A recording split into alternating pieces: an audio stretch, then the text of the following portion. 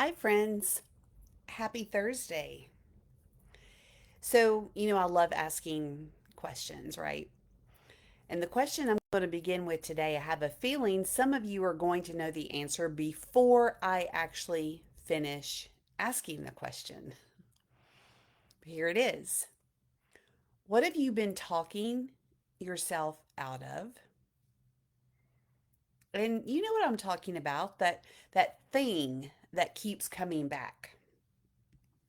The idea, the conversation, the opportunity, the change, the dream, the boundary, the decision, you think about it and you even get a little excited about it. And maybe you even think I could actually do this. And then your brain clocks in for work. Well, now really isn't a good time. I don't have enough money. I don't have enough experience. I'm too old. I'm too busy. What if it doesn't work? What will people think? Maybe next year.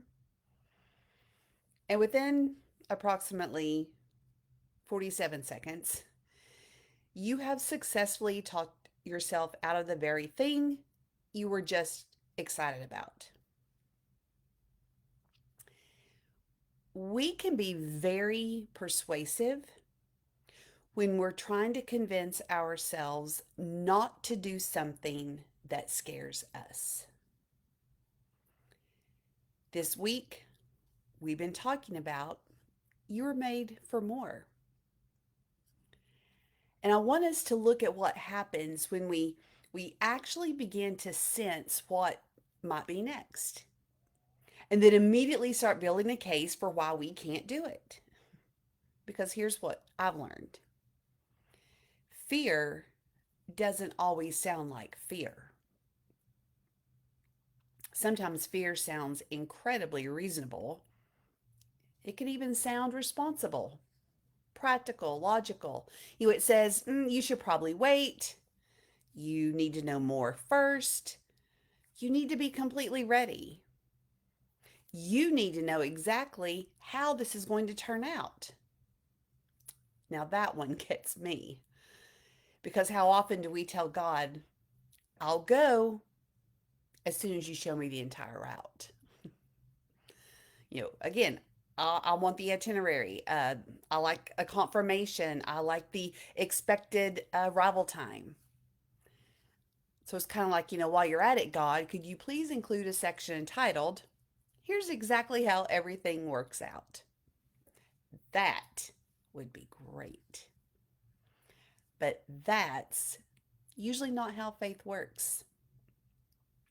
Proverbs 3 5 through 6 tells us to trust in the Lord with all our heart and lean not on our own understanding, and always submit to Him, and He will make our paths straight. Notice it doesn't say, understand everything first, then trust. It's the opposite. Trust, even when you don't completely understand. Now, let me be clear. Not every idea that pops into your head is a divine assignment. Sometimes an idea is just an idea. And discernment matters. Prayer matters. Wisdom matters. Counsel matters. I'm not telling anybody to make some enormous life decisions because Susan talked about it on Facebook Thursday afternoon. Please do not do that. But I am asking, what keeps coming back? What have you prayed about, thought about, felt drawn toward, and then repeatedly dismissed? Because there's a difference between exercising wisdom and allowing fear to make every decision for us. Sometimes we tell ourselves we're waiting on God when we're actually waiting to stop being afraid. And friend, you may be waiting a very long time.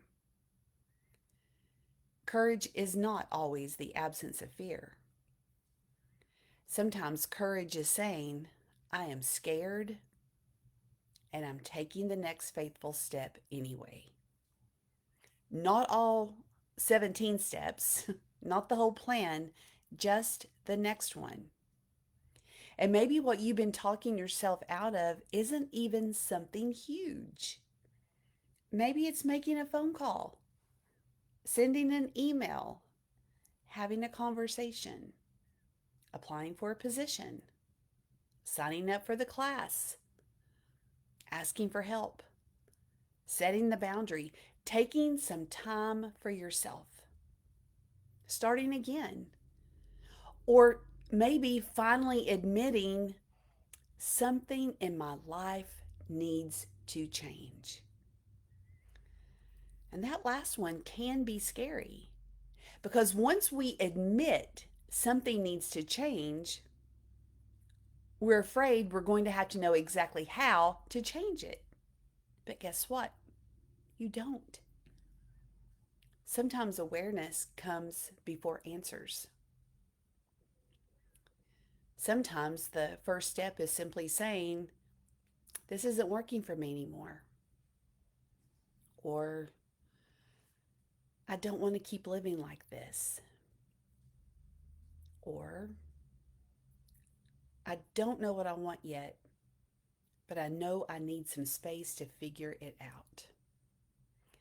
And friend, that's enough to begin. You don't have to have the whole thing figured out. And yes, I'm coming back to my anchor verse of Ephesians 2:10. We are God's workmanship, his masterpiece, created in Christ Jesus for good works he prepared in advance for us. You know, I wonder sometimes, like, how many things God has placed inside of us that, we've talked ourselves out of because we didn't feel qualified enough or ready enough, young enough, experienced enough, brave enough, or because the timing didn't feel perfect. Well, here's the thing about perfect timing. I'm beginning to suspect it has terrible attendance. It rarely shows up when we invite it. There will almost always be something, a bill, a responsibility, a deadline, a person who needs you, a reason to wait. And sometimes wisdom absolutely says wait. But sometimes fear does too. So the question is, which voice have you been listening to? And I want to take this one step further today because maybe you're listening and thinking, okay, Susan, I don't even know what I've been talking myself out of. I just know I'm tired. Something feels off. I don't feel like myself, and I need to figure out what's going on. I, I get you. I understand that. And that's exactly why I created something called the Becoming Reset. It's a 5-day guided experience I created for women who don't necessarily need somebody to hand her another giant plan. She just needs enough space to notice what's happening inside of her. And over these 5 days, we walk through notice, name, release, listen, move. It's short, it's intentional, the way I like it. And it's designed to help you step out of all the noise for a few minutes each day and begin listening again to yourself and to what God may be stirring in you. And yes, it's designed over a 5-day period. If it takes you 7, if it takes you 10, if it takes you 2 weeks, if it takes you 30 days, so what? Because sometimes before we can decide what's next, we need enough quiet to hear ourselves think. And if you've been following this week's conversations thinking, whew, Susan, this one's hitting a little too close to home, maybe the becoming reset is your next small step. If you like more information, just comment the word reset below, or you can DM me the word reset and I'll get you the details, the information. Again, no giant decision here, no figuring out your entire life this evening, just 5 days to stop, pay attention, and begin listening. And whether the becoming reset is for you or not, I don't want you to leave today's conversation without asking yourself this: what have I been talking myself out of, and why? Is it wisdom? Is it timing? Is God telling me to wait? Or am I simply afraid? Don't judge the answer. Just notice it. Talk to God and ask, what is my next faithful step? Because you don't need the whole staircase, and you don't need the 5-year plan, and you don't need absolute certainty.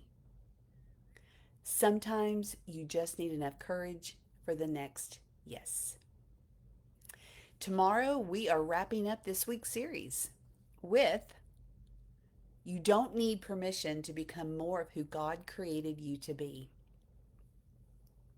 And I think that's exactly where this week needs to end. Because maybe you spent long enough waiting for somebody else to validate what God has already been stirring in you. We'll talk with more about that tomorrow. And until then, you were made for more. Not more pressure, more purpose.